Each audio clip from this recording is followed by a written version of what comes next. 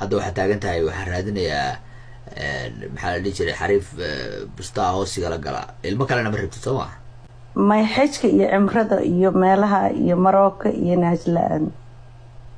anigu intaaba uma socdo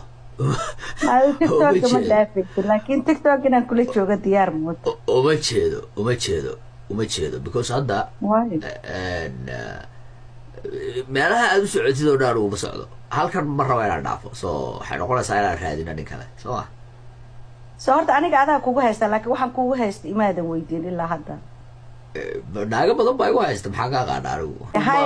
fursaddiisii aan kugu sheego 1 minute aan ku siinayaa xajka uma socdo khiyaar baa dadka commentiga soo qoraya anigu xajka uma socdo haddaba waan idin sheegay haddaan u socdana keligii baan aadaya okay ku soco okay maya anigu waxaan kugu haystaa horta